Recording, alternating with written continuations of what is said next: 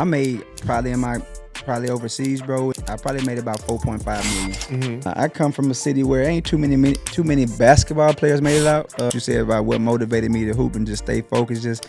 Just seeing my mom work 2 jobs, my dad being a construction worker. What would you say to another young player? Because now in college you got this NIL. It's 1,000 people like you, but they just going through it earlier. Definitely have the right people around you. Have somebody around you with an expertise in financing. And also just have people around you trust. Like I turned around, like, damn, I thought we were funny. I turned around, nigga got a gun in my face, bro. Hey, what up, man? It's your boy Shadzilla. Welcome to the Developing Athletes Podcast. I got my main man right here with me, Brion Rush. And, man, we're going to get into it, man. Brion done ran up a couple million overseas. A lot of people be sleeping on that overseas money, man. Kind of tell me about a little bit about your journey. I know you from Louisiana, grew up in Shreveport. Kind of take me back, to your upbringing, and we'll get into everything else. I mean, honestly, man, being from Shreveport, I'm from Shreveport, Louisiana. We came up in a no social media era. So, like, in order for you to get a D1 or get noticed, you had to really be doing something. And I come from a city where ain't too many basketball players made it out. I think around my time, the guys that kind of paved the way for me was like right before me was Stromae Swift. Mm-hmm. He went, to LSU. I was in Sixers camp with Stromae. Okay, Stro, that's he from the city. And then right before him, like earlier before him, you had Larry Robinson. He played in the league. And then another person you might know was probably Robert Parrish. They was big in the basketball community down there. So just being from the the inner city and stuff, man. Basketball, all we had, either you gonna hustle or you gonna hoop. You know what I'm saying? I mean, I think that's similar stories, man. It was like to make it out, go to the league. A rapper go to the league. What I'm saying? That's all. Them was the only option. That's all we saw, or hustle. You know what I'm saying? And I think me and you both chose the sports route. And I think that was a good decision because I feel like it's no longevity on the other thing, playing the street game. It usually don't end well for most. You know what I'm saying? A lot of the guys I came up with, obviously, that came up on my block or whatever in my neighborhood, like obviously I was probably during the time, my era, I was probably the only one that made it out basketball wise.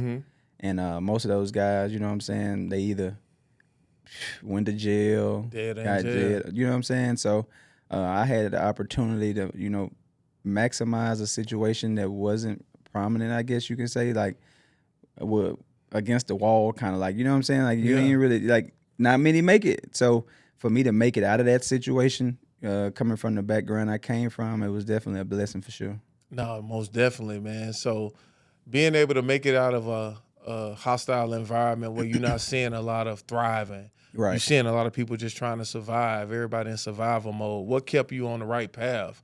You know what I'm saying? Because me growing up in the inner city, I know I had ample opportunity to go left.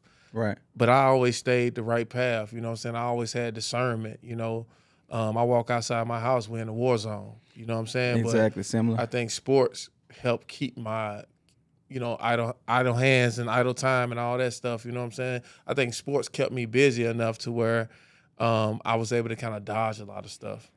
Same situation with me, man. And it wasn't just basketball, man. When I came up, I was playing baseball, I played football, I played basketball, you know what I'm saying? So I had my options to choose from, but I kind of stopped playing around 8th grade other sports. Once I got to high school, motherfuckers just got too big, you know what I'm saying? I was like, nah, hell nah. And me being a freshman in high school, man, I was, we had tryouts, all my homeboys from, we was all around the same age, and once I kind of seen I was the only freshman to make varsity, it was a big thing in school, like, who the fuck is this freshman that made varsity, you know what I'm saying? That is big. And that kind of put shit in perspective for me, and then me and my coach sat down, because I was still trying to play freshman football and still do it. So he was like, listen, man, you got to change, you know what I'm saying? Like, I think you need to just really focus on basketball. You might really have a shot at this. And I'm like, all my other homeboys that came up in the neighborhood with me, they were still playing every other sport. So, you know what I mean? I took his advice.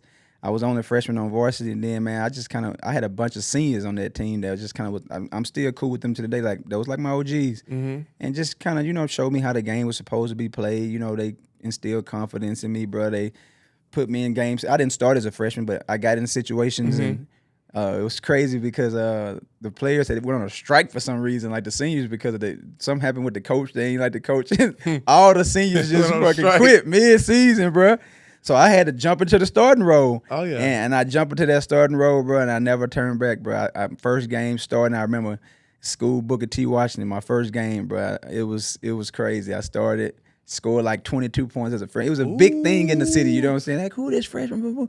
And then ever since then, bro, it took off. I ended up transferring the next year to a bigger school. Oh, for real? Big time freshman. Because shit kind of got hectic because everybody quit. Yeah. So the program kind of collapsed. So yeah. I had my numbers, and then this coach, I ended up transferring to Huntington High School, and man, he was one of my biggest mentors. Like, he made sure all us kept our head on us. He didn't let us do street shit. He kept us from that crowd and stuff like that. So that's one thing that I can say that kind of, you know what I mean, changed the trajectory of my basketball career. Yeah, those type of coaches are definitely needed, bro. Father figures. Yeah, for sure. Like, people who done been through it that you respect.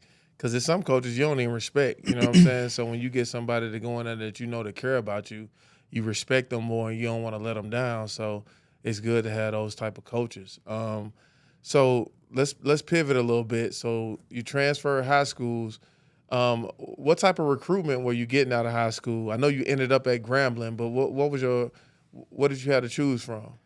I wasn't heavily recruited out of high school just because I feel like I said, I didn't come up in the social media era. Like, I had the numbers, like, you know what I mean, junior year, averaged 24. Senior year, I think I averaged maybe 28, 30 as a senior. 30 got to get somebody attention, dog. So I had options, but it wasn't high majors. I had, you know, Grambling was on me, Furman, Stephen F. Austin, Nichols State. You know what I'm saying? Stephen F. Austin and Nichols State recruited me too. Yeah. So it was just like I had all that, but then the coach that I told you, like my father figure, he was coaching at Grambling before he came and got to high school coaching. So he was already pushing me towards Grambling.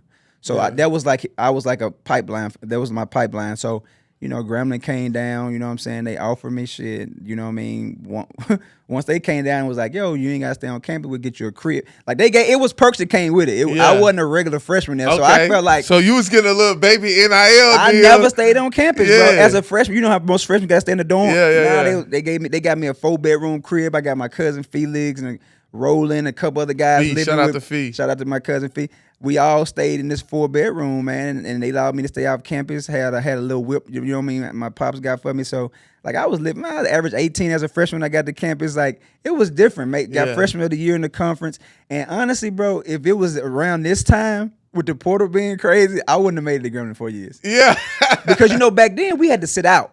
If you transferred, you had to sit out a year. Yeah. So after my freshman year, I got freshman of the year in the state of Louisiana, freshman of the year in the conference. So then I got recruited by, I got interest from like Arkansas Tech, Louisiana Tech, LSU, Kentucky, teams like that. But I was like, man, I'm already a star here at Grambling. You know what I'm saying? Like, ain't no point in me trying, and I ain't trying to sit out a year. And I was a 17-year-old going to high school. So my first college game, I was 17. Yeah, I was 17. So I was young. So I was like, bro, this is going to be my team next year because we had a guy named Paul Haynes. Shout out to Paul Haynes. He was the conference player of the year before. So once he left, I know that the keys was mine. So I'm like, man, I ain't transferring. I got all my cousins from Shreveport that came to school. Everybody from Shreveport went to Grambling. Yeah. So it's like everybody you went to high school with. Now I'm like the man on campus. Yeah. I'm like, man, I ain't transferring for what? Yeah. I'm the man. I like my situation. And like I said, freshman year, bro, we played some high level school. We played Mike Sweeting. Then my first game in college was Mike Sweeting and Kevin Braswell. So Kevin was just coaching over in Asia, Korea or Japan, one of those countries, and he ended up having a heart attack or something. He just passed like recently, like maybe. I know, that's crazy. Last 2 or 3 I played months. against Kevin in so France. That's when I met him. Yeah. So that was my first matchup, man, and that's when it changed my dynamic of like I got to get better. You know, like I was good, but like this is different. You know what I'm saying? So playing them guys as a freshman, Dwayne Wade and Marquette, we played Marquette, Travis Diener, and you know, those guys. And when I seen I could hold my own as a freshman, I had 28 against D. Wade and Marquette as a freshman. So I'm thinking to myself, hey, man, you know what I mean? I ain't too far off now. Put some respect on my name. And we had a crazy schedule. My coach, Larry Wright, he won an NBA championship with Washington Bullets. Mm-hmm. He was an NBA scout before he became the coach at Grambling State. So I always had a pipeline to professional basketball because he was already a scout. He kind of gave me the blueprint of what I needed to do, what I needed to improve on, because he had scouts in his ear once I got to my junior senior year, like what I needed to do to even get on that stage. You know what I'm saying? Mm-hmm. So shout out to him for giving me the keys to the program, honestly. Yeah, no, that's what's up. So you averaging 18 as a freshman. Fast forward to your senior year, you the man on campus. Now you top 3 in the nation in scoring. Top 3. Like, I'm talking about, like, only people in front of you was NBA players. Adam Morrison. Who's the second person? JJ Redick. And JJ Redick, the coach of the Lakers. Yes. So, I mean, that's good company. Top 3 and Bree. You know what I'm saying? So kind of tell us about that. Like, you know, you averaging 25, 26 points a game and still feeling like you being overlooked. Well, honestly, man, at this point, I was kind of on radar, even though I was in small town Grambling. Like, you know, we hadn't had NBA scouts ever down there probably since Larry Wright, since he was playing in the 70s. So to have scouts at practice and be on the radar like that, man, it was definitely a blessing, to be real. But I wouldn't even say I was overlooked because I received all the awards that you can possibly imagine at the university. Still the all-time leading scorer there. You know what I'm saying? Nobody broke my record yet. Like I said, I was nationally ranked as far as points per game, so I was getting coverage. So, you know, just to have the opportunity to get those scouts and stuff down there for the first time, that was a great feeling. And also, you got to remember, I don't know if you remember this. I don't know if you remember BET, the Capitol Hill TV show. Yeah. So we was on that year. We was on the TV show. Shout out to my boy Bruce Eugene. He was the starting quarterback there. The football team was out the chain then. They was winning the SWAC every year. Bruce broke all the Doug Williams records there. And Doug Williams was the football coach. Like, Gremlin was off the chain when I was there. Like, we had so much publicity, bro, so much coverage. So it gave me an opportunity to kind of, you know what I'm saying, get my name out there and get on them draft boards. Yeah. So all right. So you were averaging 25 points, 26 points. You top 3 scorer in the nation. Are you feeling like you're going to get an NBA look? Like, did you get any workouts? What was that like? Because I know you ended up overseas, but tell us about the lead up to that. All right, so never forget, man. I hate talking about it. So February, I think, 22nd, right before March Madness, right before the conference tournament, we play in Jackson State. I don't know if you ever heard of a guy, Trey Johnson. He went to the NBA. Yeah, no, Trey Johnson. And he's now on the coaching staff with Mo Millions at Jackson State. So that was one of my rivals. And broke my foot, bro, right before March Madness, right before I got invited to Portsmouth. I got my NBA. Trey Johnson, hold up. I mean, he 1 year under us. 1 year ahead of us. Under us. Yeah. I remember. I got player of the conference my senior year after I broke my foot, and then the next year he returned. He got player of the year of the conference, and he averaged a lot of points. And broke my foot, man. Got invited to Portsmouth. Got my package for the NBA camp in Orlando. It was in Orlando and not in Chicago at the time. Couldn't make none of it because I was in the boot, you know what I'm saying? So that kind of hindered my process as far as, like, you know, my workouts. I had a bunch of workouts, had like 12 workouts set up, and I couldn't make it to any of them. And 2 teams gave me an opportunity once I got out the boot, but I wasn't in any shape, you know. At the time, Charlotte Bobcats. They were the Charlotte Bobcats at the time. And I went to mini camp with the Hawks. So, but I wasn't myself, you know. I was out of shape, wasn't able to do no cardio, I wasn't really polished, and but they gave me a shot. I went through the process, and obviously I ended up going undrafted because of the injury. Yeah, no, that makes sense. And shout out to Portsmouth. I appreciate Portsmouth because coming from a mid-major, I was able to make a name for myself in Portsmouth. Right. I was actually I made all tournament, and then I was. They had like this Allen Iverson Award, which is for like undersized. It's like an undersized, most outstanding player that's undersized or something like that. Okay. So that's how you got into the Philadelphia camp? Well, no, that's how I got into Orlando. Because like, so this is the thing with mid-majors, you got to work twice as hard because they don't believe it. Like, if you drop in 20, to me, 30 is 30 if it's a good 30. Like, don't get 30 and take 30 shots. But if you can score, you can score. If you can rebound, you can rebound. Some stuff just translates. You know what I'm saying? Like, and this is the thing. We didn't have all this portal switching and all this stuff. Like, it discouraged us because I don't want to sit out a year. Man, you know what I'm saying? That hurt, man. Yeah, like, it's a whole different dynamic now because you can go, mid-majors is like an extension of JUCO. Well, let me go get a name for myself, put up numbers, and then I can go big. Well, that's why all the big time colleges, if you heard Rick Pitino say, we're not even recruiting freshmen. We're looking for mid-majors that killed on that level. Yeah, somebody's and proven. that would have been us. Yeah. You know what I'm saying? If we was in the Porter era, me averaging 18 as a freshman, I'm out of there. I wouldn't. With NIL, I'm out of there, senior bro. year, I'm high major. You feel me? So 30 rebounds in the game, I'm gone. Shout out to everybody that pushed to have, the portal and the NCAA stuff change, because these kids deserve to get paid, and they was making a lot of money for these schools and not being reimbursed anything for it. So I'm glad it changed, but it hurt us because it definitely hindered our success. Well, we paved the way. You know, hindsight always 2020. The pioneers always end up with the arrows in our back. So, but we get the satisfaction knowing that we paved the way for that. 100%. And like I said, man, this NIL stuff, man, you got people averaging 6 points making $400,000 a year. You know what I'm saying? I'm out here killing motherfuckers, and me and my mama mailing the food stamp card back and forth like, hey, I checked the mail today. It wasn't in there. I don't know how I'm going to eat today. Like, it's just a whole different dynamic. You know what I'm saying? Like, but like you said, like, if we was playing in the NIL era, we probably wouldn't have finished what we finished at, because we would have got picked up in the portal. Guaranteed. Yeah, for sure. If you out there and you want to learn how to do real estate development, whether it's building single houses, communities, or tiny home communities, join the Post Pro community today.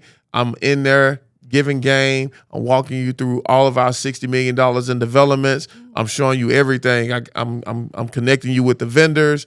We're doing property walks, the whole nine. Click the link below and join today. So that's college. Now let's talk pro. Me and you met when you was already pro and I was already pro. And one of the things that I remember vividly, outside of what we used to do back in the day in Atlanta, moving around, that was a wild era. Man, that's when Atlanta was Atlanta. Atlanta was Atlanta. You know what I'm saying? And you signed, and I might butcher this up. You signed a $2 million deal back then, and that was big back then because a lot of people, if you was a good player, you was probably getting anywhere from 100 to 250, maybe 300. And when you start seeing people signing for these $1 million deals, like that raised eyebrows. So talk us through like you signing that multi-million-dollar deal overseas. Well, it was a grind just like anything else. Me coming from Grambling, me being hurt right before the draft process, I had to go prove myself. First year overseas, man, I ended up going to second division Italy for $60,000 a year, bro. Mm-hmm. And I was just happy to be blessed to be going to make money, just, for myself. But it's funny because I went overseas so unprepared, man. This was back in 2006, 2007. Bro, I went overseas. I ain't had no converters. I ain't had no laptop, bro. I just jumped on the plane and just went. I'm over there trying to cut my hair. I didn't plug my damn. It blew up. Then blew my clippers up, man. Don't have a lap. Then blew. I mean, it was just a learning process, bro. But honestly, bro, it really built character going over there, being alone. But me coming from the background I was, but like the touch back on what you said about what motivated me to hoop and just stay focused, just seeing my mom work 2 jobs, my dad being a construction worker, going 2-3 weeks at a time, building highways. I basically raised myself because my siblings were older than me. My dad had me when he was 49. Oh, wow. 49. I still got a shot then. I got a couple more in me. My dad had me at 49, bro. My mom was 29. She working 2 jobs. He barely there. She barely there. My first time one of my parents ever seen me play, bro, was in high school. Mm. So I'm in middle school, killing in every sport, getting trophies, winning, championships. I ain't got nobody there, bro. Yeah. And I did, but you don't know what you don't know. Yeah. So I'm just happy to get home and tell them when they get home, like, yo, I got to show. But I'm thinking now I see how you are and my friends that has kids and how my sister is like, they don't miss shit. I ain't missing I'm talking about from elementary up. So that built character. And people be like, bro, you always just good being alone and chilling. Because that's what I know. Yeah. You got to think, I went from growing up, not having parents around like that because they grinding, and then going to college now, I'm on my own. Mm-hmm. Then I go overseas by myself. I've always been by myself. Always. Figure it out. You know what I'm saying? I don't know what I don't know. Yeah. I don't know. Like all my homeboys she come from single parent homes. Mm-hmm. So I don't know what it looks like to have two parents and they be at every game and I don't got no videos of me in middle school winning championships, holding shit up. I don't know. I don't have it. Yeah. So like, you know what I'm saying? Like that motivated me to try to go make some money so they didn't have to work as much and for I can take care of some of the stuff. And once my dad, you know what I'm saying, retired, he retired early just so he could start making games. And my mom, her first time ever seeing me play basketball, bro, was in college. Wow. Man, that's tough because I got a similar story. And you know what's crazy about that is as a 40-year-old man today, I still think about that. Like I can count on maybe one or two hands how many games, you know, my parents. But my that ain't mom right. came to. Yeah. You know what I'm saying? And similar to what you said, I went overseas. Most of these countries is only one American. I might go weeks without talking, period. Unless we're in practice. And you had to buy calling cards then. We didn't have no. I'm sending money back Western Union. Man, it was come different. on, We man. on Skype. Like, you know what I'm saying? Like, I'm talking on Skype. Like, Skype don't even exist no more. And if your mama ain't got a computer, you can't talk to her on Skype. Yeah. And then, you know, you just over there and you just got to figure it out. Like, hey, okay. And I know a lot of guys that I play with wasn't built for it, bro. Like, they'll get over there, they'll get in a deep depression, become bad teammates, don't talk to their teammates, didn't embrace the culture, and it showed in their game. Yeah. And a lot of guys wasn't successful because they're just so unhappy. But me, bro, every country I went to, I'm trying to figure out the language. I want to know what I want to know the local food. I want to know what people hanging out. I'm in the scene. Gotta embrace it. I'm man. embracing everything. I still keep up with teammates from years that I played with in Russia and Italy and France. Like we still on Instagram. We talk. Like I built friendships over there. I'm still cool with coaches and stuff like that. So I went over there and don't get me wrong, some of my teammates are coming over with that mindset, man, I'm American, fuck this shit. I ain't got time for this shit. But you can't, that's a bad mindset to have when you're in a different country, bro, because they take it as disrespect. Right. Nah, that's crazy, man. Cause we got similar, like it's so similar, man. Like I still, you know, I'm just gonna keep it real. I still kind of got resentment that nobody was at my games when I played. You know, I still think about that as a 40-year-old man. Like, just where the fuck was y'all at? Not even at games, bro. I would come home from school. So my mom was a teacher, but then she going to her second job. So by the time I get out of practice and get home, I said maybe a note on the counter, TV dinner in the freezer. Yeah, you know what I mean? Like, but see, that's different. Moms was hustling. She trying to do what she had to do, but that it still don't take the fact away that I might go 6 or 7 days without seeing a parent. Oh, wow. Yeah. At the age of 12, 13. Yeah, that's deep. You know, street lights come on. I'm out playing with the homies. Street light come on. You better get your ass home. Ain't nobody calling me to come home. I had no guidance. You feel what I'm saying? I had to figure it out. But good thing I was so locked in. And don't get me wrong, when my mom wasn't working, my house was the fun house. Mm-hmm. My mom and my dad home, they gonna barbecue. We gonna have the dominoes, that they gonna be shooting dice, playing spades. So my house was the fun house. You feel me? So the street niggas didn't let nothing happen to me. You know what I'm saying? They made sure I stayed on my shit. They ain't let me smoke weed, be on the block, none of that. You know, you got the one nigga in the hood that everybody like, don't fuck with him. That man got his head on straight. He got a bright future. We gonna keep him straight, level headed. So I was blessed, and it built, like I said, I don't regret none of it. I resent the fact that my parents weren't there, but also it made me understand and navigate through life on my own and figure shit out. Yeah. Like, you know what I'm saying? And I'll say this too, Bree, piggybacking off what you just said. That's why I'm at everything, because I know how it feels to not have nobody in the stands. You know what I'm saying? You know, I was in Charlotte last week. I woke up at 3 a.m. to drive back to be at my daughter's graduation. And I don't need no pat on the back for that. But for the point I'm trying to get across is I ain't missing nothing. Man. Like whatever it is, okay, this event 2 days, all right, I'm gonna be here a day and a half. I'm gonna wake up at 3. I'm gonna get to my daughter's graduation. I done covered all my bases. I'm in Napa Valley. I'm getting up at 2 a.m. I got a red eye. I'm coming back to Atlanta. My daughter got a volleyball game. I'm gonna be there. You know what I'm saying? Right. So I think the stuff that we went through, it helped shape me to where I know how I want to be there for my kids. And see, it could have went a whole different route because you wasn't taught that behavior. Mm-hmm. You ain't never see that, so you don't know what a good father looks like. And so I salute you because that's something that you decided to change in your, you know what I'm saying, your family, situation. So for me, like some guys I know that came up like us, that didn't have parents around, they're the same way with their kids, and that ain't cool. Yeah. Yeah. So, given everything that we done talked about, you not seeing parents for months at a time. I mean, not months at Weeks, a time, days and weeks at a time. So you get this multi-million-dollar contract overseas, and it's your first time coming into some real money. Like, now I gotta take care of everything. You know what come next. Yeah. So talk us through that. Like money management, like what you would have did differently. What did you do? I know what we was doing. Wilding out. Knowing what I know now. Yeah. I mean, obviously you had no education, no financial education as far as like how to invest, how to budget, where to put your money, where to spend it. All you know is you got it and it's coming in fast. You getting these checks monthly, $60,000, $70,000 a month. You getting paid. You know what I'm saying? You thinking you on top of the world, you know what I'm saying? But it makes you, once you get it, now all the people that wasn't there for you throughout your process to help you get to wherever you at, now they need everything. I got it. Yeah. And I always did it. Yeah. But I always had a funny feeling in my gut, like, bro, you ain't even come see me play. The games was free, bro. But you my mom. Yeah. And you're my dad.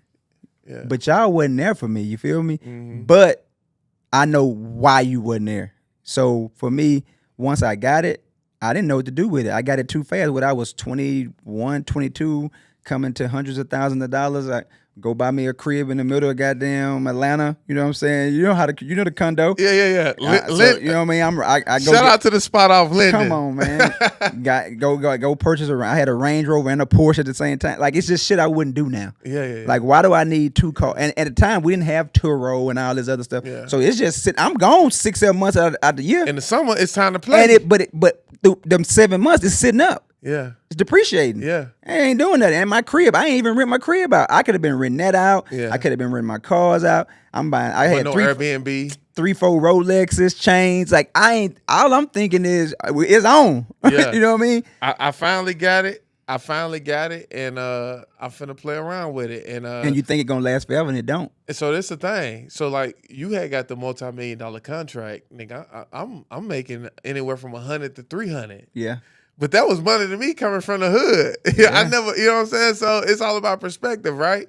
So I'm living contract to contract because while I'm overseas hooping, I'm accumulating. I don't got no bills. You get a team car, all that type stuff.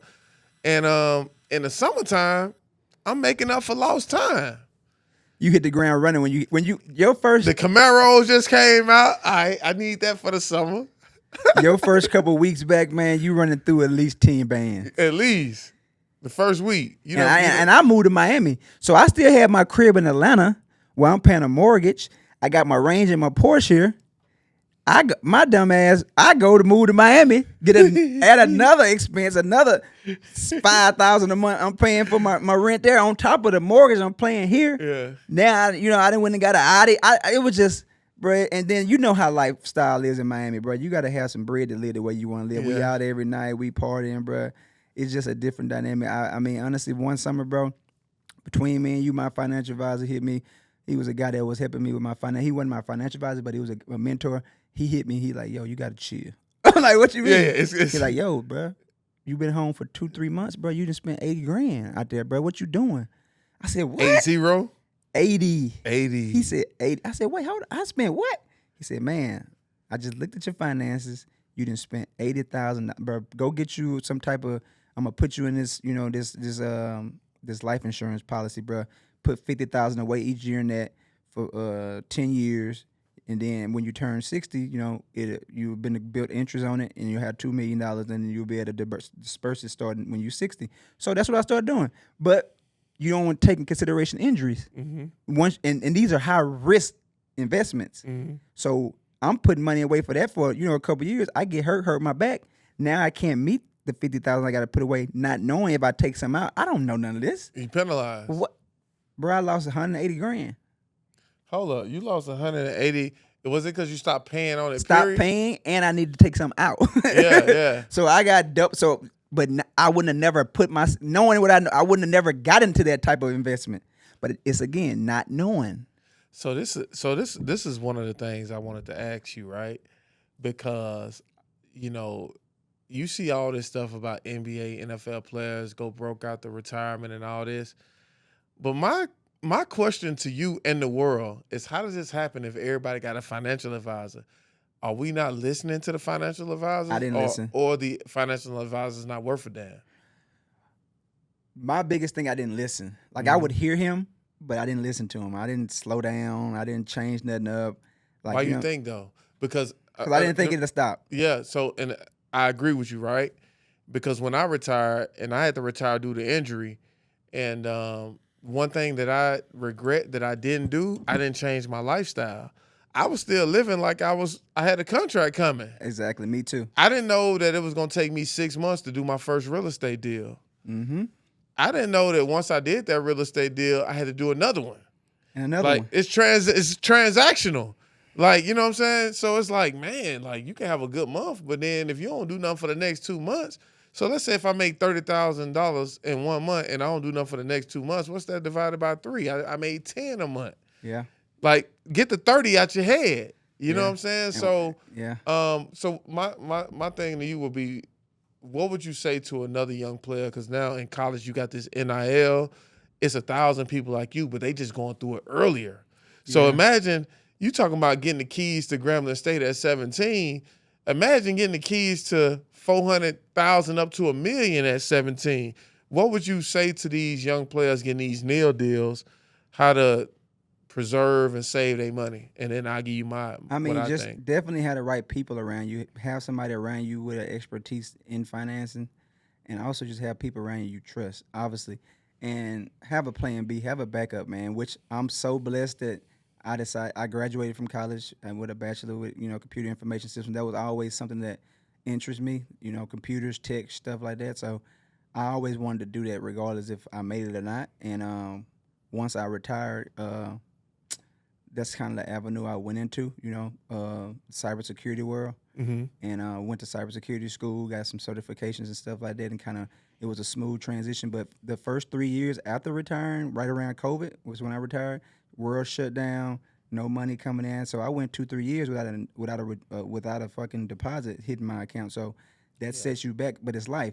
Money is all about ups and downs. You can have it and you can lose it. You can get it again. Yeah. So you know what I'm saying. A lot of guys don't get it again. A lot of guys don't have a backup plan for when they do lose it all.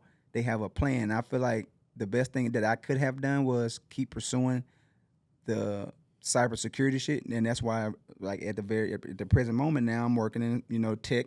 Got a cybersecurity job. I got some stability again. You know what I'm saying? Like, so I would just say honestly, obviously have someone around you that understand finances, but also have a backup plan and have something that you can transition to after basketball. Because I made probably overseas, bro, and I probably made about 4.5 million. Mm-hmm. You know what I'm saying? So that wasn't shit, because after you go 2 or 3 years, that shit evaporates quickly. Mm-hmm. You see what I'm saying?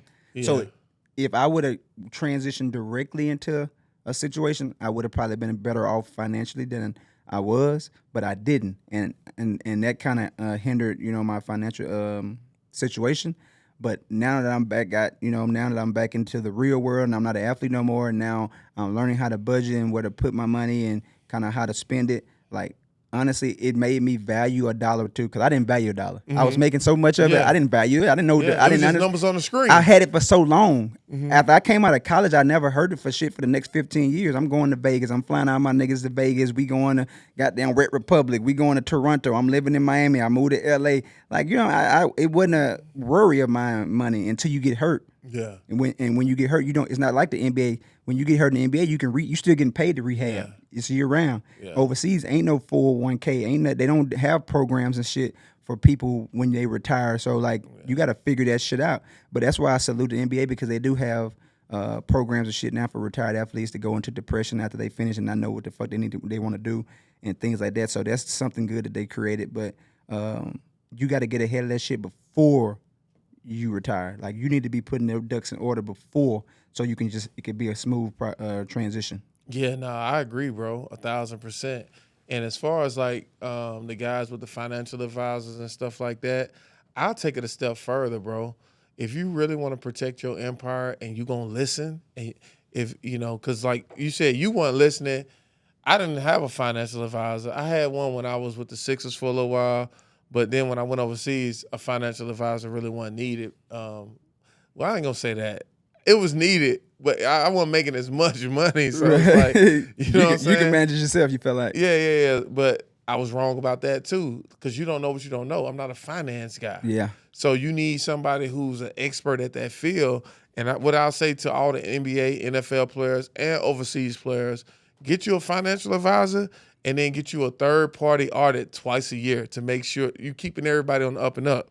And if you really want to be secure, get you 2 third-party, Right. audits a year. That keep everything on the up and up, because if something is out of whack, that third-party guy who don't got nothing to do with you or your financial advisor, they gonna let you know, like, hey, this don't look right. Right. And then you can start asking questions, and then you can get to what's really going on. Because the thing about it is, all these dudes that they say going broke had financial advisors. Yes. So what's going on is it's either the athlete's not listening or the financial advisor is stealing. And a lot of times It's both. yeah, you know what I'm saying? So we got to make sure that we building that financial fortress to protect ourselves. And look, an audit is a drop in the bucket versus what somebody gonna steal from you. I think KG, what they steal from Kevin Garnett. A lot. He said he mentioned it on his podcast not too long ago. Just Man, like Dwight. I don't want to butcher the number, but it was like 8 million. It was either 8 or 80 million. Like Dwight. He just mentioned he got the fake WNBA he got investment. screwed out of $8 million not too long ago. Yeah. Yeah. Somebody wanted him to His invest in agent. like a WNBA team. Yeah, and they took the money. So this is the thing, right? So, I'm in real estate development now. So, I build entire communities. And my target investor is athletes and coaches. So, and I'm not going to say specific names. Right, but for sure. I got connected through one of my coaches, through another coach who was interested in investing, but I had to go through their financial people. Okay. Now, mind you, I'm paying 54%. This don't exist on the planet. I'm paying 54%. They said, okay, let's look at the deck. We're going to look at the numbers. They came back and they declined. I'm like, where are you getting better than 54%? But what I realized is financial advisors is going to shoot down anything that don't get them paid. Okay. So if they don't get a percentage or a commission off of it, they're going to tell you not to do it. Okay. You know what I'm saying? So I think the athletes got to be mindful of that too. Like, who do you got watching your money? Like, you know what I'm saying? Are they after your best interest, or is it what's best for them? Right. You see what I'm saying? Because the deal's still going to get serviced. You just not going to be able to participate in it. Right. So, anything paying 10, 12% versus 54%, why would they put you in that? Oh, because they getting the commission off of it. Yeah. So you gotta Stay on top of your finances, man. keep your eyes open, bro. For sure, 100%. I always say, when you listen, when somebody's talking, listen twice. Listen to what's being said, and then listen to who's saying it. Okay. Are they credible and all that type stuff? You know what I'm saying? So, Yeah.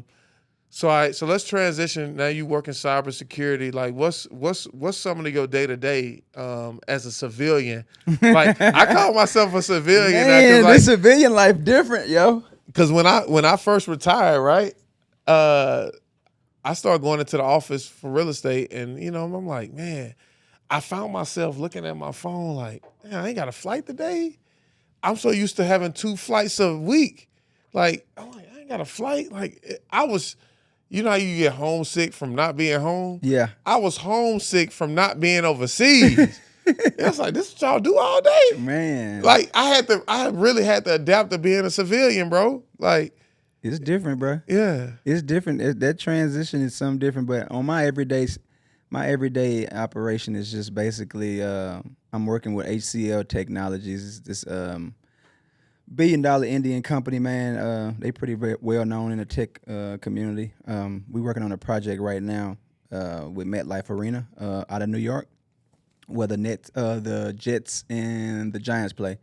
And basically what I do is, man, I monitor. By the way, I work fully remote, which is a blessing. You know what I'm saying? That's a great, for an athlete that's, I'm used to having his own schedule and moving how you want to move. Freedom. That was perfect for me. I've never been into an office, you know what I'm saying, with this job. I've never met anybody just, via Teams, you know what I'm saying? We'll talk with my team and stuff like that. But I basically monitor the servers, monitor the network, make sure nothing malicious come in and out of people trying to log in. If they're not passing the FAA, the multi-factor authentication process. I go investigate them, see if they got any malicious activity or something, if they've ever been involved in anything. And if so, we'll, confiscate their computer, and I get to the customer, let them know, like, yo, this guy look kind of tricky.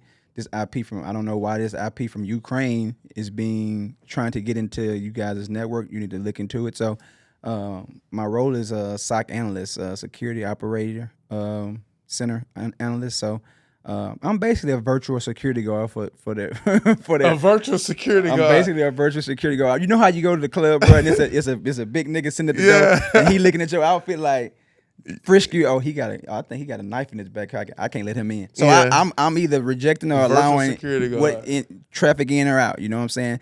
And we use these different SIM machines and tools and stuff that kind of alerts us when some red flags go up or something. Once the red flag go up, that's when I go into my OSINT investigation and kind of get to the bottom of it and see if it's legal or see if it's known activity from the customer. Nah, that's dope, man, and that's definitely needed because, man, I just had my Facebook page hacked, bro. See? Like, I've been having Facebook since it came out, and that's where all my memories at. Like, if all my pictures and stuff wasn't on Facebook, I could give two shits less. But like, man, like I can't get it back. It's been like 4 months. I feel like your phone got hacked. I got a text from you with a weird ass link saying, click the link, send me some money or something. I'm like, this ain't Rashad. Yeah, no. Shotty J ain't asking for no money. You gotta, watching out for malware and like phishing. That's like a phishing attack. That's when they send. You get these links from like random, websites and stuff saying like, yo, you got a package downstairs. And you like, I ain't ordered shit. They want you to click that link to see what the fuck it is. Nothing. You click that link, they getting all your personal information, bro. Yeah. So you got to be aware of that. That's the world we live in. We're in a world now where everything can be done from the crib. You know what I'm saying? You click the wrong thing, they got access. They can get into your system, bro, and see anything they want and take all your bank information, your money. Yeah. Like it's a pretty important situation. It's a pretty important role, I feel like. And we have a team, you know what I mean? It's like 6 or 7 of us on the team, and all that comes full circle. I've been a part of a team, and that was part of my interview pitch. You know, when they asked me like, yo, you ain't never had a job, you got no experience, how can your background in sports, transition and benefit you in this role? And I was like, yo, everybody play their role. You know what I'm saying? Everybody has a role. Everybody hold each other accountable. Like, you know what I'm saying? If my teammate, just say for instance, it was just the other day, one of my teammates' houses got broken into while he was on shift. You know what I'm saying? I got you, bro. I'll log in. Like, you know what I'm saying? I'm a good teammate. I ain't got to do that. But as a teammate, knowing, and I was always a leader. It's about the team. It's all about the team. Because if you can't make it to your shift and you ain't monitoring the system and something happen, we all in trouble. So it's like, nah, I got your back. Now he owed me one. So now, if I want to, hey, man, shit, take care of me today, bro. I don't feel like logging in. I got you. Like, it's all about working together with people, different. I've always worked with people from different ethnicities and different cultures and different personalities. So that's easy for me, you know what I'm saying, to be a part of a team and play my role and hold everybody accountable, and also, pick up the slack when I don't have to. It's all about sacrifices. That's the only time a team gonna be successful. If you got to have role players, that's bro. ingrained. Everybody can't be a star. Yeah, you know what I'm saying. Play a role. We need the guy. Hey, I need you. I need somebody gonna go rebound and go knock a nigga out for me. Right. You don't mind doing that. I'm doing that daily. You doing that with a pleasure. You know what I'm saying? Every team need a Draymond Green. You know what I'm saying? Everybody can't be a star. So you know what I'm saying? The team goes as everyone goes. So if everybody on the same page, everybody got each other back. Everybody, you know what I'm saying, helping each other, because from what I hear, I just happen to get blessed to be on a good team. From what I hear, it'd be sometime you get with a team and, everybody in it for themselves. Like, I got my my shift is over with. I don't care whatever happened. Like, you can't be successful. You can't win a championship like that. Just like niggas you play with. Oh, I got my 20. Now, they don't care we lose by 30. Yeah. Man, we lost. Yeah. Like, don't nobody care about that 30. Them type of people never last, man. And that's one of the things that I wanted to ask you, and I think you just explained it. So one of the things about being an athlete, like, is tapping into those transferable skills that's going to translate into business in the real world. And us being on the team, looking out for our fellow man, doing more than what our job title requires.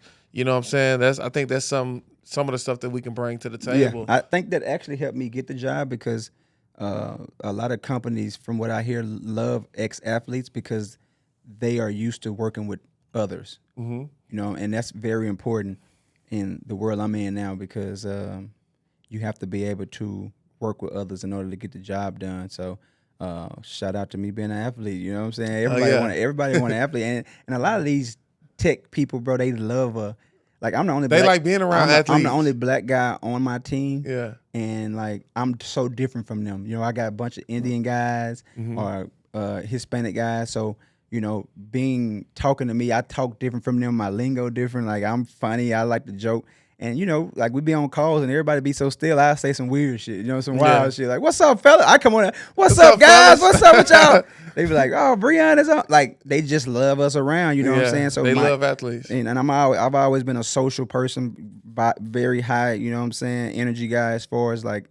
You know, anytime, it don't matter what you look like, where you from, bro. I lead with respect, and I'm always, you know, be nice to everybody. So definitely, and I built that character just from being overseas, honestly. So that definitely benefited me in this field that I'm in now. I got one more cybersecurity question. Talk to me, and then we're gonna pivot into the rapid fire session. So my car was stolen a couple months ago. All right, like. As a cybersecurity expert, what's some of the things that I could have did to prevent that? Because they basically reprogrammed my whip. They reprogrammed the car, disabled the alarm, disabled the OnStar, reprogrammed it. Now, when I talked to the detective, he was like, your keys don't even work to that car no more. So you know what I'm saying? Totally like reset your whole.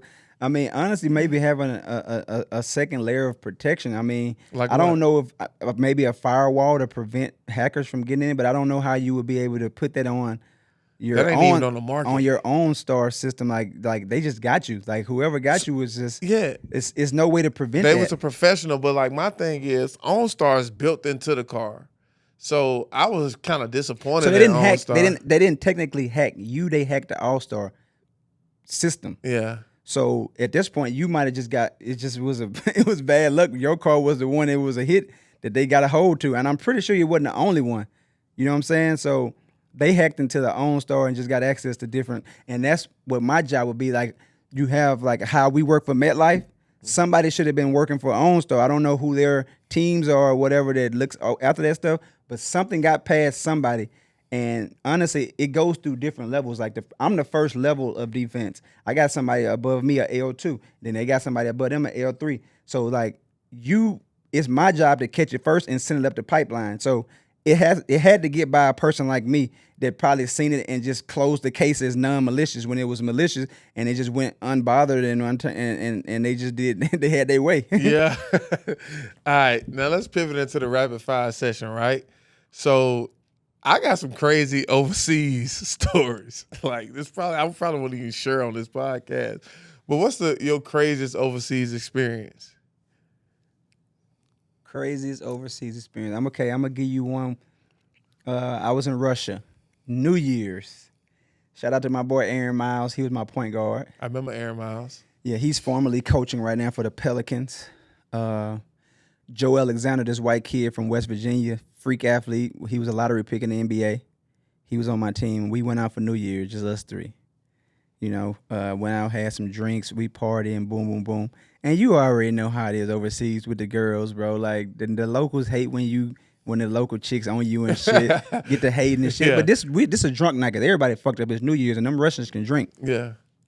So we out there, Russian man. We cream. drinking, we chilling, we doing what we do. Boom, boom, boom. Aaron talking to somebody. And, bro, dudes just flipped out because they girls was at our table drinking with us and stuff. So it became like a thing. Like, so they had to rush us to, and you know, overseas, you got to check your coats. They rushed us to the coat area where they checked the coats and they locked us in there. Mm-hmm. Like, I was cool with the club owner. He was like, yo, Brian, they call me Brian overseas. Brian, you have to stay in here. It's 50, 60 guys out there. They're trying to get in here. We got to let you out. We're going to let you through the back. We had a limo because it was New Year's. Yeah. So we sneak out the back. Boom. So we think we home free. We in the limo. They about to drop us home. Nigga, 2 cars behind us flying. Brr, brr, bumping the horn. So my boy, my boy Joe Alexander, he's 6'8", ripped up. You know what I mean? You know, we like, fuck it, bro. Like, what's the word? Fuck it. We got champagne bottles in the car. We all grab a bottle of champagne. We jump out. We finna get busy. Fuck it. We gon' that's what it is. Bro, we jump out this goddamn limousine, man. We like, Joe take his shirt off. He grab a bottle. And then this middle of the fucking winter in Russia. This minus fucking 30. This nigga minus take it. 30 in Kazakhstan? We in Samara, Russia. He take his shirt out. Boom. We jump out that bit. What's up, fuck? What the fuck y'all following up? Boom, boom, boom, boom, boom. All I see is Joe and Aaron retreating. Like, I turn around, like, damn, I thought we were funny. I turn around, nigga got a gun in my face, bro. Strapped, like, and you don't even, overseas, they don't got guns like that. Yeah. It's like, I don't even know where he get this shit from. I turn around, bro, the gun, like, with this mic in my face. I'm like, oh, man, hold up, bro. It's like, so now I'm in apologize mode at this point. Like, no. He like, no. He hit my friend. He broke his jaw. Blah blah blah. One of the dudes. So we actually did fight in the club, and one of the guys got his jaw broke. So I'm like, oh shit. But they ended up noticing who I was fans of the basketball team. He's like, Brion Rush. Like, yeah, man, that's me, man. Like, yeah, big fan. He like, big fan. I'm like, bro, I don't know what's going on. We was trying to defend each other. It was 50, 60 dudes. We just trying to get niggas out for us if somebody got hit. Boom, boom. Yeah. Man, next thing you know, bro, they take our information, bro. So I was cool with the Russian mafia in this city. I had got cool with them. Don't ask me how I shot. But a little spot I used to go to, they used to always be there, and they always send me shots of vodka with a pickle. Like, Brian, send it to Brian, right? Good game. So I was cool with them. So my thing, I said, all right. When we got out of that shit, I said, I'm gonna hit these niggas up, let them know what happened. Hit the Russian dudes up. He said, I'll handle it. Man, we had practice one day. The police come in, talking to the dude who did hit the guy. And basically he pressed charges, and the guy on my team did end up having to pay for his medical expenses and shit, but they wouldn't even let him fly back to America till it was done. So he had to stay a little while longer. But the mafia dude, I don't know, he went and talked to the family or whatever the case. Shit was gone. Yeah. Shit was gone. Yeah, he paid it?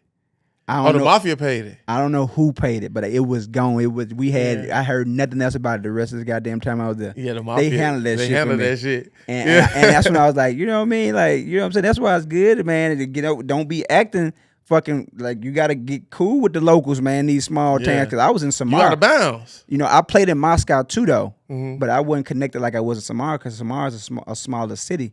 But Moscow was just a different animal. You know, 18 million people. That shit like New York, it don't sleep. That was probably the funnest time I ever had overseas. Was in Moscow, and it was a fucking blast. But yeah, man, I got a switch put in my face, bro. Like I could have been out of here. Oh yeah. If he wasn't a level-headed motherfucker, because he could have did what would it like what I get shot. Yeah. They probably would never found that man. Yeah, they probably wouldn't look for him. Then it's I American. found out, and then the nigga sends me a friend request on Facebook. Yeah, cause he's like, he's a cool. I mean, he spared your life. The kid was number 18, bro. Yeah, it took me out, bro. Yeah. So shout out to whoever that was for not doing that. You know what I'm saying? Shout out to Homeboy for not taking out Mr. Brion Rush. Way to keep his cool, cuz. Yeah, it could have been bad. Yeah, a lot of people don't know, bro. When you do stuff in these countries, bro, it's hard to leave. Like something simple. Like I was in Dubai. I got a ticket. I got a speeding ticket driving to practice one day. But this was like, I never thought about it again. So it's time to leave Dubai. They like, nah, They brought back up the ticket. Like you got to go handle that. Man, you ain't see the kid last week? In Indonesia, got caught with the edibles. Oh my God! They trying to give him the death penalty. No, it's not. It's firing squad. Firing squad. Yeah, they don't fuck around, man. But when you go to these countries, they have different laws and rules. Yeah, you got Brittany Griner should have. Once that happened, you would never catch me with no shit going on. Right. So one thing for me, when I was playing, I was never gonna play with my money. So I played within all the rules. I wasn't doing nothing anyway at that point. But just like I played in Singapore and they still got capital punishment. So they still do lashings and shit. Damn. Like that's why it's the lowest crime rate in the world. They don't play around. They don't play around. So don't come over here with that bullshit. You know what I'm saying? Like we're gonna keep our country like this. And that's why I love Singapore, because I could relax. I ain't got to work, look over my shoulder and all that type stuff. You know what I'm saying? So that's what a lot of people got to realize. Like when you in these other countries, it ain't no slap on the wrist. The rules is the rules. I always follow them. Yeah, you know what I'm saying? So I always follow them. So speaking of that, Singapore was the best country I played in. I love Singapore. And then Germany and France is a close second. What was the best place you ever played? Moscow by far. It ain't no rules. Come in this country, you either rich or you poor. It's I hate to say this, just a bunch of poor bad bitches. Yeah. Hold on. I'm just being honest. We might have to unpack that. It's just a bunch of poor bad bitches in the club that just, and you American. At the time when I was playing, it's 2011, 2012. There ain't many black people in Moscow, bro. Yeah. So I go out, nigga, I feel like Kobe when I'm out there. You know what I'm saying? Like, you know Kobe what I mean? Rush. What? Shout out to my boy Pop Mentu Batu. He was the only nigga I was really rocking with out there at the time. Yeah. You know, they had J.R. Holden was there. Trajan Not Langdon. personally, but yeah. Trajan Langdon was there. So I had some older guys in the city that would take me to dinner and mentor me. I really consider J.R. Holden someone that was a mentor to me. Went to Kansas, right? J.R. Holden? He went to... I know that name. It wasn't St. Bonaventure because that's where J.R. Bremer went. He went to Bradley, maybe. Okay. I think he went to Bradley. Okay. He was one of those guys to start out at a low level, maybe making $1,500 a month first year overseas. Yeah. And by the time I got to Russia, bro, J.R. Holden was making $2.5 million, Trajan making $3 million. They was getting to the money. Yeah. And I was still young. Yeah. And I got MVP of Russia that year. And that's when I got that million. That's when I got my $1 million deal because I killed Russia that year. So you know what I mean. I had guys around me, and what's crazy, both of those guys, Trajan and JR. JR is now an NBA scout. He's somewhere, and Trajan is the fucking general manager in the NBA for an NBA team. Yeah. So these were guys that had their head on straight, family oriented kids. You feel what I'm saying? So, and Pop, look at Pops. Pops doing great things. You know what I'm saying? He was the president of, I think, the Washington G League team. Like he's very connected into the African basketball world. So I had a bunch of good guys around me. I mean, I had some teammates, man, when I was in Russia. J.R. Green. Played with Gerald Green.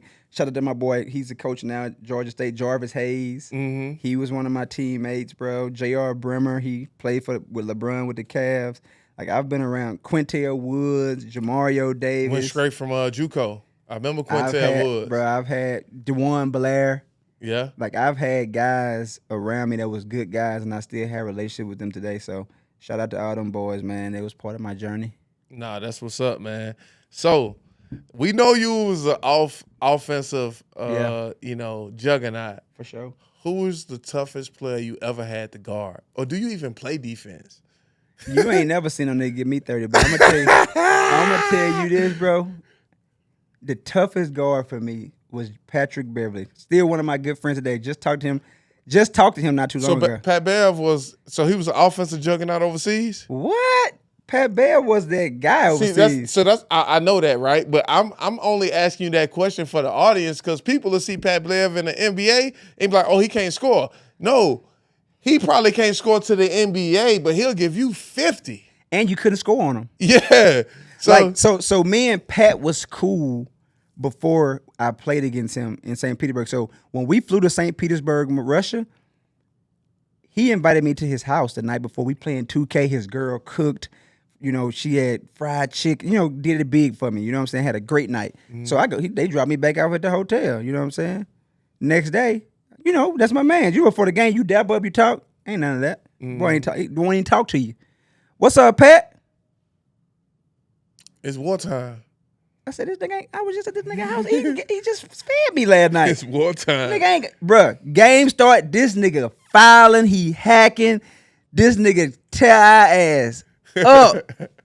And then it's a picture of me and him laughing after the game. Like, I don't know if you've seen it. I posted it one time, me and him laughing. This is after the game. After the game over, he back cool. Yeah. But he got to switch, man. He got to switch. It's wartime. He don't give a shit who in front of you. Yeah. If you ain't on his team, fuck you. And he cussing the whole game. He in your face. Puss ass nigga, sorry ass nigga. I'm like, damn, nigga, I thought, nigga, we was just I was just in Houston with him the summer before. Yeah. Like, we just hang out, me, him, James Harden, you know what I mean? So I'm just like, yeah, he different. Yeah. And I wasn't shocked when he betted on himself. Nigga turned down $2 million in St. Petersburg. To go pay to play. To go play, paid his buyout to go to Houston. and when it took off, when it started for Houston, It worked out. And worked out. Actually, I was with him and James Harden that next summer once he got with Houston, actually. Yeah. But yeah, shout out to Pat Bell. He got his pod going on. Y'all go subscribe to his pod, man. He doing big things. That's my guy, man. Been the same since day one. Still check on me when he just went to Israel this year. He hit me and asked me some safe places to link up, with his girl and stuff like that because the Israel and I think she may be Iranian or something. So I don't think it was too safe, and I think that's why he ended up leaving at some point because it became. Because I know he was over there hooping over there, right? I think it became like a situation in his relationship and stuff like that. So you know what I'm saying? He couldn't support that shit no more. Yeah, no, I feel that. That's tough, man. Shout out to Pat Bell because I always respect people who hard nosed. I was a hard nosed player, and I just always liked, people who gonna show up every game, get up in your face, give it everything they got, and try to win games and championships. So. My next question for you is, what do you miss most about the game? The camaraderie in the locker room, the dinners and stuff after practice, after games, the travel, going to different countries, going to war with your teammates in different countries, and then going out after in their city, taking over their shit. Taking over their shit. Walk your trap, take over your trap. Go to their shit, get a win, go out, show out, do our thing, man. Like. Ain't nothing like that shit, man. Just having a schedule, being organized, man. When you're a professional athlete, everything is so planned out for you. You don't have to do nothing. You got a certain time. You got to do everything. You got this time. You got weight room. This time you got practice. This time you got treatment. This time you got your nap schedule. Like everything is so strategic and calculated when you over there. So definitely. That's what I miss most, just my teammates, the camaraderie, like the Thanksgivings and stuff like that. Same. I just miss being around the fellas. I miss being in the locker room. Every time, man, you see each other, we be like, man, we got to get together more often, man. Man, it's been too long. Because every time we get together, it's like 2010 again. A movie. You know what I'm saying? You know what I'm saying? And it's like, shout out to our boy Zach Wright down there in Florida doing his thing. He got Z-Weezy. He got a son right now that's cold, man. Shout out to my dog Vato. He got his own basketball program, I think, down there. He doing his thing, man. He was one of the guys in France that was my guy every weekend. Yeah. He was playing in Chalon. I was in Strasbourg, but every weekend, me, him, David Simon, Cedric Banks, we linking in Paris. It's an hour train from Strasbourg to Paris, and we there every motherfucking weekend. Nah, that's me and him had a couple goddamn we had a couple scrumbles with the locals, man. Me and Zach got into it. Niggas tried to get on our ass about 10, 12 niggas. Me and Zach had to get out of there. So y'all had to get out of there. That's my dog, man. Shout out to Zach, man. Yeah, shout out to Zach, man. That's my college teammate, matter of fact, sure. too. And Zach was one of the ones who started out in 3rd, 4th league Germany, and then, worked his way up. All the way to Panathinaikos. Top level, you know what I'm saying? Getting it in, you know what I'm saying? So Zach had always had it. He just needed a chance. But a lot of times people, they look down. They don't respect what we do on a mid-major level. But as you can see, fast forward, like that's the recruiting pool now. People, Prime don't even look at the high schoolers no more. He jumped right in the portal. I mean, that's the new formula. You see who the quarterback is for him this year? He from Liberty. Yeah. You know what I'm saying? So before we get up out of here, man, what would you tell athletes, man, that's balancing dreams versus planning for the future? Because it has to be a healthy balance. And before I let you answer that, I'm gonna say this because I'm gonna use myself as an example. When I was young and it came to credit, I didn't respect credit because it's like I'm going to the league. But what happens when something happens out of your control, like injuries? Or, that was, shit that you can't calculate. Yeah, shit, like you're not even forecasting for that.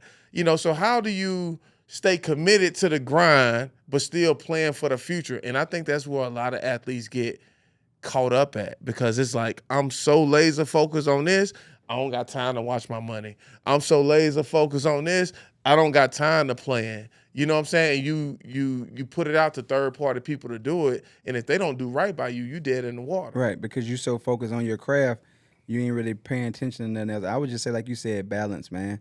Know that at some point that shit gonna come to an end. Every athlete has a expiration date, and the sooner you start to prepare for after basketball, the better off you will be once it's done. Yeah, man, for sure. Because the thing about it is, it's not if, it's when you retire. And every time you get on the court or the field or the mound, Could be your last time. yeah, you one day closer to retirement. You know what I'm saying? So, man, I appreciate you coming through, bro. This is my dog, A1 from day one, ever since I met him. You know what I'm saying? We still rocking. And, you know, like I said, man, I appreciate you coming through. And tell them how they can find you, man. Where you at on social media? Instagram, man, BRI1906. I am an alpha. Okay. I crossed the gremlin too. Another part of the journey. You know what I'm saying? I have some brothers still. We still talk every day, man. My line brothers and stuff like that. But Bree1906. I'm on LinkedIn under my name, Brion Rush. I don't really deal with Facebook and any other thing. I don't got TikTok, all that other crap. You know what I'm saying? Just you know, old school. You know what I'm saying? So old school. Yeah, for sure. And what else? Honestly, you can catch me in that hot yoga studio. You know, I'm ISO Yoga, man. Shit, I'm still in there sweating it out. You know what I'm saying? Shout out to Joe and shout out to Joe. Shout out to Joe, man. Joe Johnson. Shout out to Rochelle, man. I was a part of that process. You know, getting that off the ground. Rochelle doing a great job over there managing that, man. I was just in there a couple weeks ago sweating it out. So if you ever in the area and you ever want to get a good workout, great facility, man. Very well put together. So shout out to that. Shout out to ISO Yoga. Yeah, man. Shout out to ISO Yoga, man. I got to get back in there because this the thing, right? When I was doing yoga, I felt more loose. I felt more fluid. It's just the fact of getting in there. I think I got to do the night classes because when I went for the morning classes, I needed to go take a nap. You know what I'm saying? But honestly, bro, if we knew about hot yoga and all that Pilates and shit, injuries. We wouldn't have, bro. Yeah. You'd be so loose. You'd be so open. Your baby, limbs would be, you know what I'm saying, wouldn't be so stiff. So, man, it's a lot of stuff that we do now at an older age that if we would have got on that earlier, which that's something else I would tell the younger guys, man, prevention, bro, prevention. Make sure even if you ain't got aches and stuff at the practice, still ice, you know what I'm saying? Mm-hmm. Get in there, open them hips up, do your yoga, bro, do your Pilates, do everything you can to get an advantage on the opponent. Because on top of it it's gonna make you better. It's also gonna put you at a higher, you know, level than your opponent. Because a lot of niggas ain't doing that. They frown upon that type of shit. But that type of shit is what really gonna keep you playing longer. Honestly. Nah, that's what's up, man. Like I said, bro, I appreciate you coming out. Appreciate you giving game to my audience, man. And you know, like I said, we probably gonna have Bree come back. We're trying to get my man Joe Johnson on the JoJo. Hey, if you watch, which camera mine? Hey, Joe, if you watching this, man, you gotta come. Hey, you know he on Nightcap for Unc and Ocho now. He big time. If they ain't got you locked into a crazy contract to where you can't come holler at your boy, you know what I'm saying? Definitely come holler at me, man. We definitely want to hear your story, and I appreciate, like I said, you coming through. For sure. I'll be back. Yeah, now let's make it happen. And to anybody out there, if I can leave you with anything, find an excuse to win, baby. Holla at me. Developing Athletes Podcast. Let's get it. Let's go. Yeah.